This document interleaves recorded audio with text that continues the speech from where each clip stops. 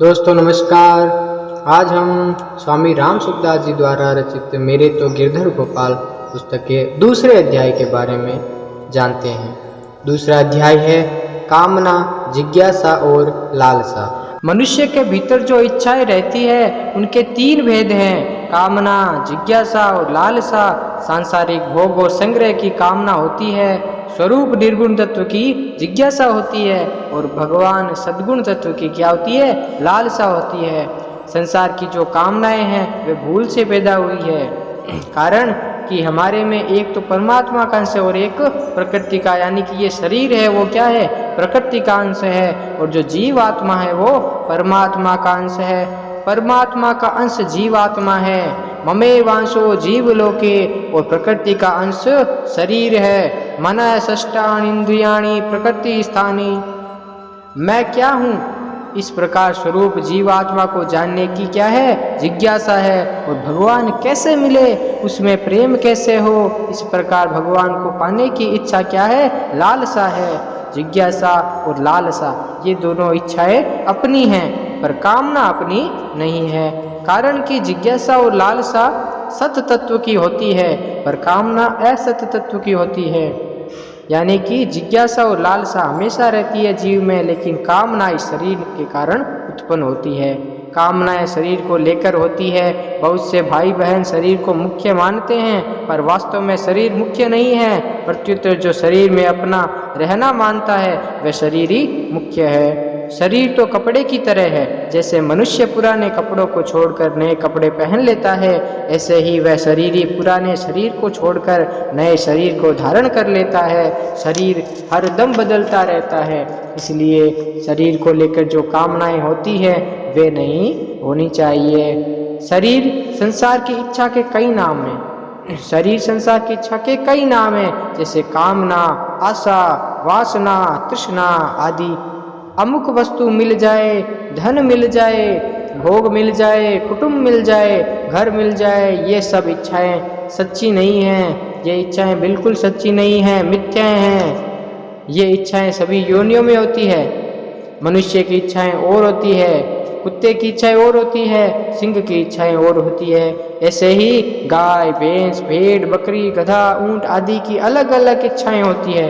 तात्पर्य है कि शरीर भी बदलते रहते हैं और इच्छाएं भी बदलती रहती है। वृक्षों को खाद तथा पानी की इच्छाएं होती है। ये मिले तो वृक्ष हरे भरे हो जाते हैं, ये न मिले तो वे सूख जाते हैं। परंतु जिज्ञासा और लालसा ये दो इच्छाएं केवल मनुष्य शरीर में ही होती है, अन्य शरीर में नहीं होती। कारण कि अन्य शरीर भोग योनियों में हैं, उनमें केवल भोगने की ही इच्छा होती है। केवल मनुष्य शरीर में ही हमें विवेक और बुद्धि का विकास दिया हुआ है। जिज्ञासा और लालसा असुरों राक्षसों में नहीं होती, भूत प्रेत पिशाच में नहीं होती, यह देवताओं में हो सकती है, और उनमें भी भोग भोगने की इच्छा मुख्य है।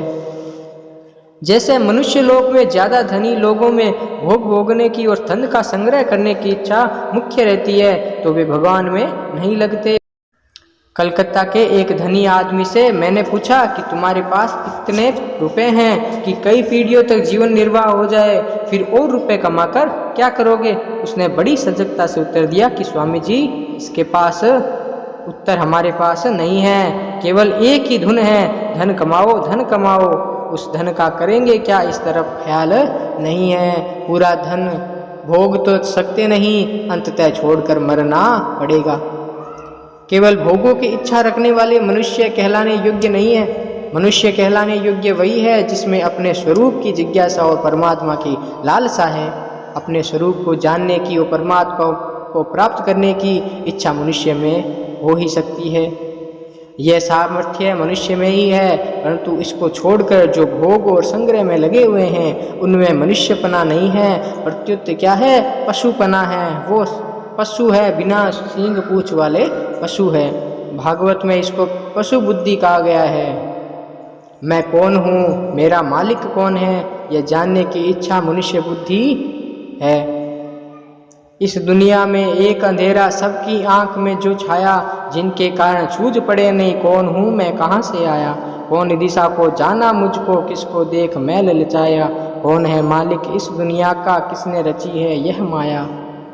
देखिए, यह जिज्ञासा मनुष्यों में ही हो सकती है। पशुओं में गाय बड़ी पवित्र होती है। मल और मूत्र किसी का भी पवित्र नहीं होता, पर गाय का गोबर और गौमूत्र भी पवित्र होता है। पवित्रता के लिए गौमूत्र छिड़का जाता है, गोबर का चौका लगाया जाता है। ऐसी पवित्र होने पर भी गाय में यह जानने की शक्ति नहीं है कि मेरा स्वरूप क्या है, परमात्मा क्या है। इसको मनुष्य ही जान सकता है। मनुष्य जन्म के सिवाय और कोई जानने की जगह नहीं है। ये मौका मनुष्य जन्म में ही मिलता है। यानी कि गाय कितनी पवित्र होती है, लेकिन फिर भी उसमें यह इच्छा शक्ति नहीं होती, वह जान सके कि मैं कौन हूँ, कहाँ से आई हूँ।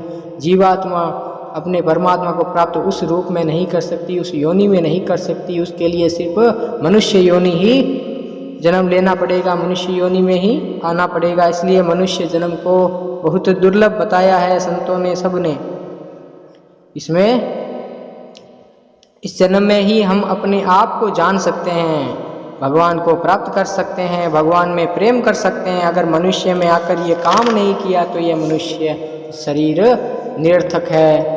कामनाएं सदा बदलती रहती हैं, पर जिज्ञासाएं और लालसाएं सदा एक सी रहती है, कभी बदलती नहीं है। कारण कि ये दोनों खुद की है। खुद कभी बदलता नहीं है, शरीर बदलता है। जैसे जीव आत्मा बदलती नहीं है, शरीर ही बदलता है। जैसे कपड़े बदलते हैं वैसे शरीर बदलता है। ऐसे ही इच्छाएं बदलती है, भाव बदलते हैं, रहन सहन बदलता है। जो बदलता है वह हमारा स्वरूप नहीं है। इसलिए सुखदेव जी ने राजा परीक्षित को कहा था कि राजन, अब तुम यह पशु बुद्धि छोड़ दो कि मैं मरूंगा। अगर स्वयं मर जाए तो दूसरी योनि में कौन जाएगा, स्वर्ग में नरक कौन जाएगा, 84 लाख योनियां कौन भोगेगा। परंतु स्वयं कभी मरता नहीं, क्योंकि वह परमात्मा का अंश है। राम मरे तो मैं मरूं, नहीं तो मरे बलाय, अविनाशी का बाल का मरे न मारा जाए। देखिए, जब राम जी नहीं मरते तो मैं फिर अकेले कैसे मर सकता हूँ। जैसे राम जी अविनाशी है, वैसे ही हमारी ये जीव आत्मा है, ये अविनाशी है, कभी मर नहीं सकती। शरीर का ही अंत होता है, आत्मा का नहीं। हम राम जी के अंश हैं, हमारा विनाश कभी होता ही नहीं। हम कैसे हैं ये तो हम नहीं जानते, पर हम अनेक योनियों में गए। कभी जलचर बने, कभी नभचर बने, कभी थलचर बने, कभी अंडज, जरायुज, स्वेदज, उद्रिजज बने। तो शरीर बदल गए पर हम नहीं बदले। ये शरीर तो नहीं रहे पर हम रहे। यानी इतने सारी योनियों में भटकते हुए हमने शरीर चेंज किया है, शरीर बदला है, लेकिन जीव आत्मा वही है। और फिर हमें ये मनुष्य जन्म मिला है। अतः हमारा स्वरूप हरदम रहने वाली सत्ता है, जिसका कभी विनाश नहीं होता। यह सत्ता परमात्मा का अंश है। समुद्र से जल उठता है तो बादल बनता है, बादल बनकर वह बरसता है। जानकार लोग ये बता देते हैं कि वह बादल अमुक जगह से उठा है और अमुक जगह जाकर बरसेगा। वर्षा का जल नाले में जाता है, नाला नदी में जाता है, नदी समुद्र में जाती है। तात्पर्य है कि समुद्र से उठने के बाद जल कभी ठहरता नहीं है, चलता ही रहता है। अंत में जब वह जल समुद्र में मिल जाता है तब उसको शांति मिलती है। यानी अपना शरीर है जो जीवात्मा परमात्मा मिलेगा, परमात्मा से मिलेगा तब ही अपने को शांति मिलेगी। नहीं तो हमें ये शरीर बदलकर हर योनियों में जन्म लेना ही पड़ेगा, जब तक परमात्मा की प्राप्ति इस जीवात्मा को नहीं हो जाती। ऐसे ही परमात्मा का अंश जब तक परमात्मा को प्राप्त नहीं हो सकता तब तक इसकी मुसाफिरी चलती रहती है, आना जाना लगा रहता है। परमात्मा से मिलने पर इसको शांति मिलती है। जैसे शरीर पृथ्वी का अंश है, जब तक यह पृथ्वी में नहीं मिल जाता तब तक यह चलता फिरता रहता है। अंत में मरकर यह मिट्टी में मिल जाता है। यह पृथ्वी में ही पैदा होता है, पृथ्वी में ही मरता है और पृथ्वी में ही लीन हो जाता है। यह पृथ्वी को छोड़कर कहीं नहीं जा सकता। इसी तरह इस जीव को जब तक परमात्मा की प्राप्ति नहीं होती तब तक इसकी यात्रा चलती ही रहेगी। यह जन्मता मरता ही रहेगा, दुख पाता ही रहेगा। तभी कहा गया है, पुनरपि जननम पुनरपि मरणम पुनरपि जननी जठरे शयनम। इसको कभी शांति नहीं मिलेगी। इसलिए मनुष्य को अपनी जो असली जिज्ञासा और लालसा है उसको जागृत करना चाहिए। मनुष्य में आकर भोग और संग्रह में लग गए तो लाभ कुछ भी नहीं हुआ, वहीं के वहीं रहे। कोल्लू का बैल उम्र भर चलता है पर वहीं का वहीं रहता है। ऐसे ही बार बार जन्म लेते और मरते रहे तो वहीं के वहीं रहे, कुछ फायदा नहीं हुआ। फायदा तभी होगा जब हमारा भटकना मिटेगा, इसलिए विचार करना चाहिए कि हम किसके अंश हैं। हम जिसके अंश हैं उसको प्राप्त करने पर ही हमारा भटकना मिटेगा। मनुष्य मिल गया, मनुष्य ये शरीर मिल गया तो परमात्मा प्राप्ति का एक साधन मिल गया, अपना कल्याण करने का अधिकार मिल गया। कल्याण की प्राप्ति में केवल जिज्ञासा या लालसा मुख्य है।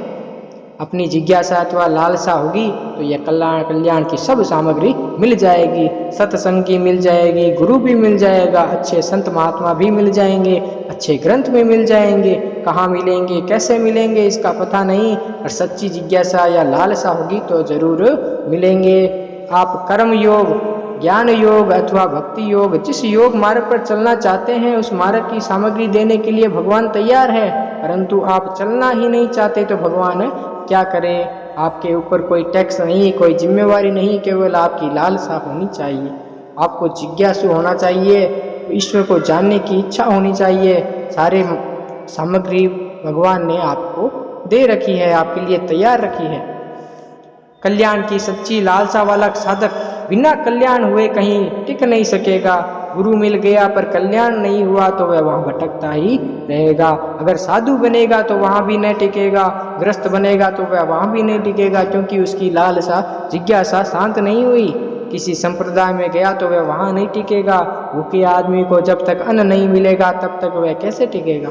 जिसमें कल्याण की अभिलाषा है वह कहीं भी ठहरेगा नहीं, ठहरना उसके हाथ में है ही नहीं। जहाँ उसकी लालसा पूरी होगी, अब उसकी इच्छा पूरी होगी, ये वहीं रहेगा। सत्संग बड़े भाग्य से मिलता है, परंतु जिस ग्रंथ में भाग्य की बात लिखी है उसी ग्रंथ में यह भी लिखा है कि जे ही के जे ही पर सत्य स्नेहु, सोते ही मिलन न कछु संदेहु। सच्ची लालसा वाले को सच्चा सत्संग अवश्य मिलेगा।